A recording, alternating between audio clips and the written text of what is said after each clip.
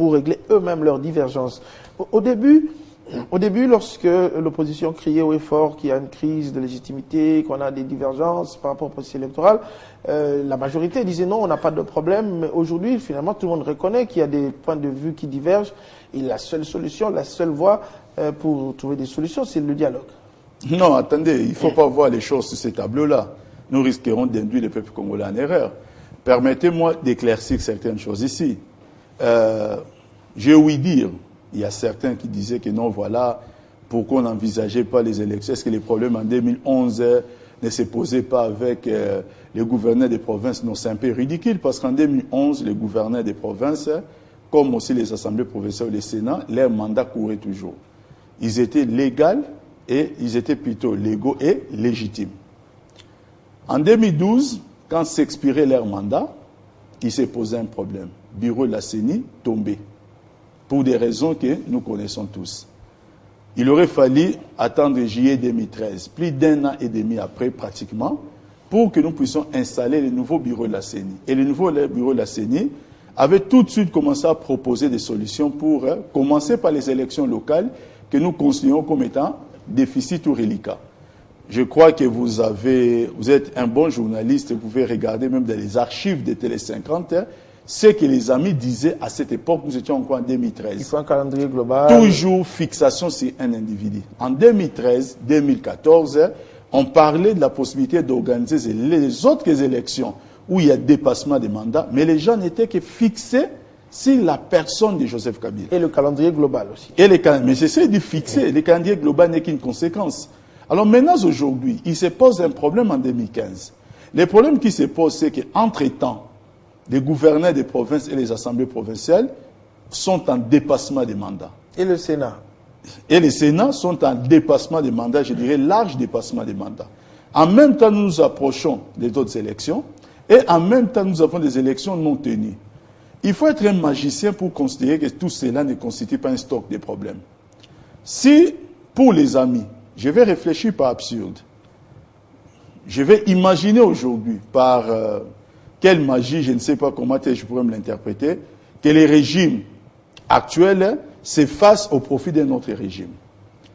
Dans les conditions actuelles, que ce soit l'ex-gouverneur Moïse Katumbi, que ce soit le président Tshisekedi de l'IDPS, que ce soit le président de l'INC, Vital Kamerhe, qu'on les mette à la tête des pays, personne ne peut résoudre ces problèmes dans ces temps-là impartis. Ils auront besoin de manager les choses avec intelligence en trouvant un cadre consensuel.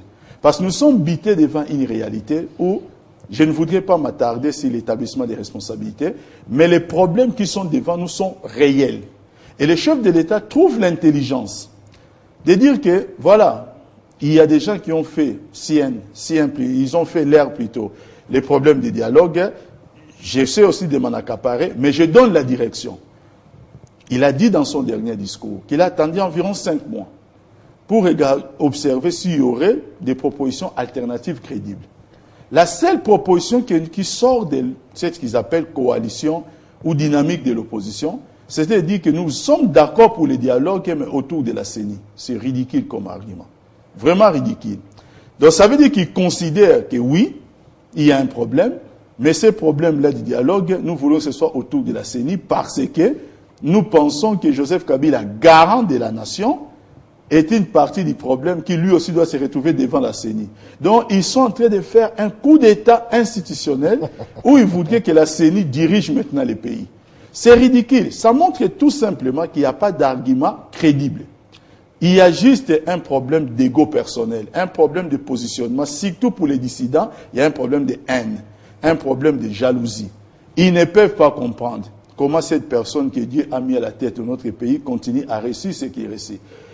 Moi, je pense qu'à ce jour, les peuples congolais devraient comprendre que nous sommes devant un rendez-vous important de l'histoire de notre pays. Le chef de l'État a martelé là-dessus hier. Mais il faut l'adhésion de tout le monde. Il a parlé du dialogue inclusif. Le problème maintenant, c'est que tout le monde accepte. L'UDPS qui avait quelque part accepté commence à poser encore d'autres conditions.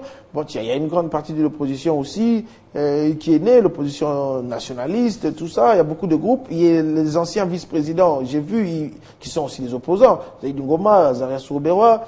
on a vu dans cette même dynamique, Bitakwira, ils sont pour le dialogue. Mais pendant ce temps, il y a l'UDPS qui traîne quelque part un peu les pas, même si au départ on disait que c'était un dialogue entre la majorité et l'UDPS seulement. Mais il y a aussi l'autre groupe qui s'est réuni en ce moment aussi à Dakar. Et d'où cette thèse du complot. Bien attendez. L'IDPS a commencé par évoquer des raisons qui ont été balayées et le chef de l'État est revenu hier là-dessus pour parler du mode de scrutin dans l'esprit de notre Constitution entre les votes électroniques et les votes sur papier. Je pense que l'IDPS devait déjà trouver réponse. Déjà, ils l'ont trouvé, mais ils peuvent encore en trouver davantage. Le problème n'est pas le problème de refuser les dialogues. Le problème, c'est le problème des motifs pour lesquels on refusait les dialogues. Je vous ai dit que les raisons évoquées ne me paraissent pas pertinentes. Ça, c'est de 1. Mais de 2, pourquoi? Parce qu'on refuse les dialogues, on doit commencer à comploter contre les pays. Pourquoi? Mais ceux qui sont là-bas, ils disent que c'est pas un complot, c'est une invitation, juste pour réfléchir sur les processus électoraux en Afrique subsaharienne. C'est un peu tout ça. Non, attendez. Nous connaissons tous qui est Georges Soros, qui est derrière ça. Il ne faudrait pas qu'on nous prenne comme des moutons. Je vais vous dire une chose. Partout où Georges Soros est passé, avec toute sa manœuvre de déstabilisation des régimes, il ne s'est installé derrière que des chaos et des situations peu élogieuses. Il a peut-être besoin de racheter le monde, mais il n'achètera pas la RDC. La RDC n'est pas, le peuple congolais n'est pas n'importe quel peuple. Ils peuvent aller comploter, mais vous savez, à un certain moment, ils sont tous partis aux États-Unis d'Amérique, tambour battant, avec effet d'annonce. Tout le monde croyait qu'à leur retour ici, le ciel va nous tomber sur la tête, comme dit le ministre Mende. Ils sont partis faire du tourisme. Peut-être en RDC, il n'y a pas de beaux hôtels. Peut-être.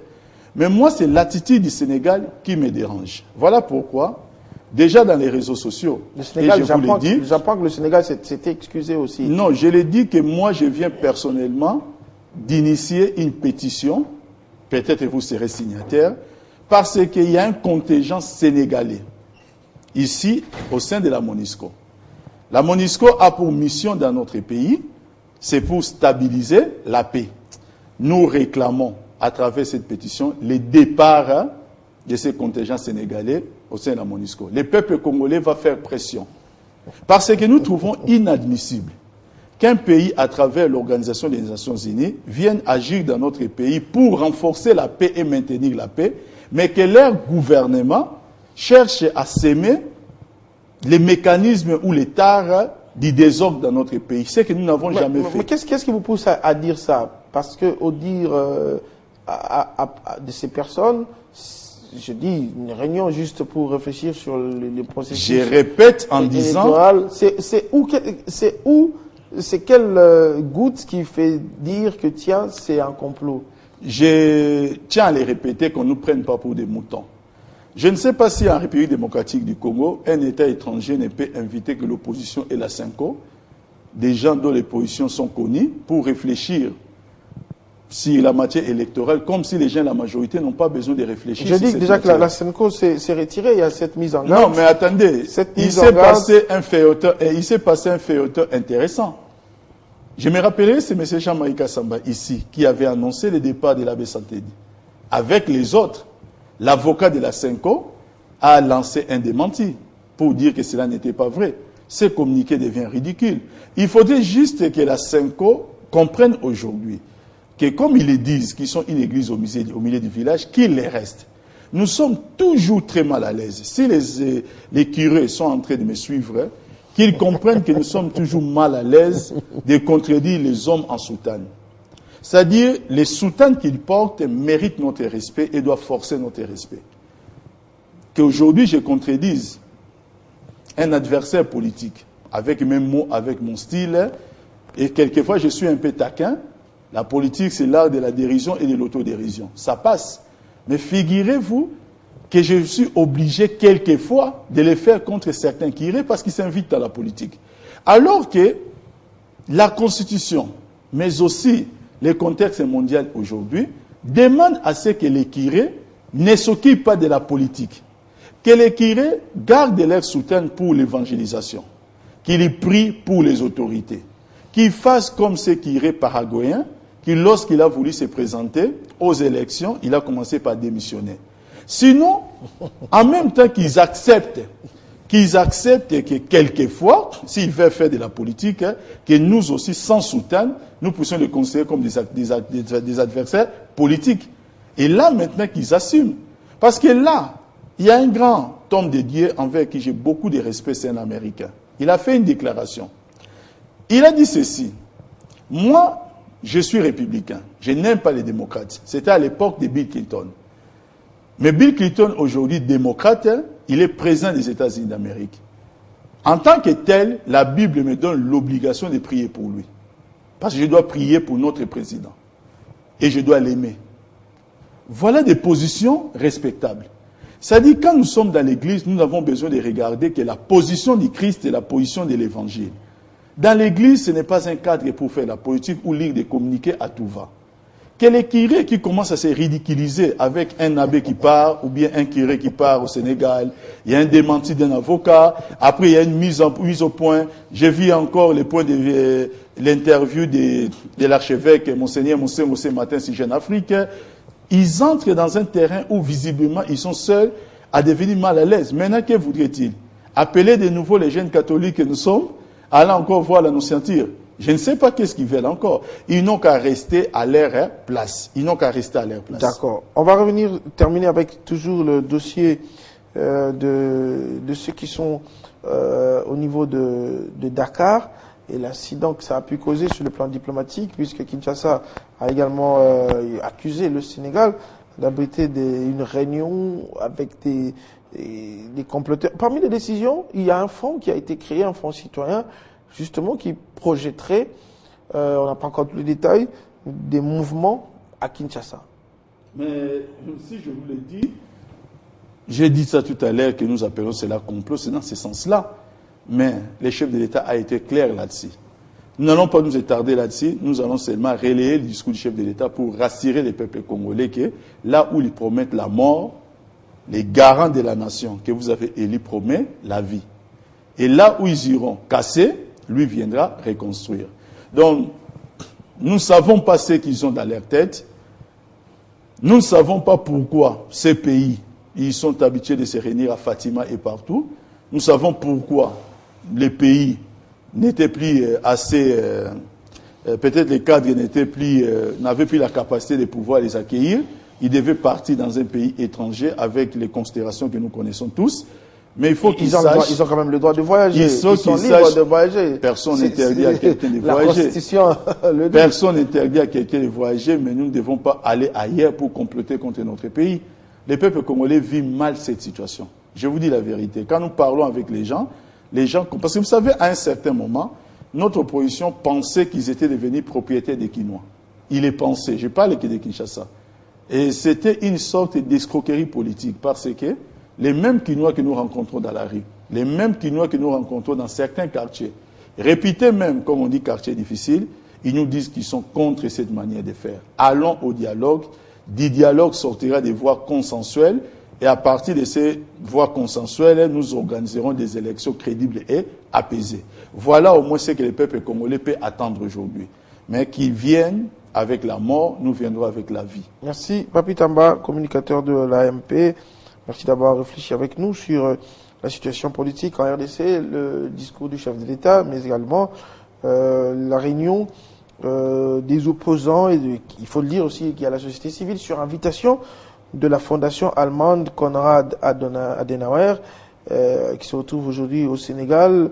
Une réunion qui a frustré sur le plan diplomatique la RDC, qui a accusé le Sénégal d'abriter une réunion des comploteurs contre la République. Cette situation, on va suivre au retour de ces opposants qui vont peut-être aussi faire des déclarations en arrivant à Kinshasa, mais également suivre le processus, tout le processus électoral, le dialogue, dont la date. La dernière fois que vous étiez sur ce plateau, je vous ai posé la première question en rapport avec la date. La date, jusque-là, n'est pas encore connue. Dans un bref délai. On dit toujours dans un... pouvoir discrétionnaire. Voilà. Merci beaucoup, Papi Tamba. Merci à vous de nous avoir suivis de partout dans le monde. C'est la fin de cette matinale. La deuxième matinale de la semaine. On va se retrouver très prochainement avec le même plaisir sur sur cette même chaîne Télé 50. À très bientôt.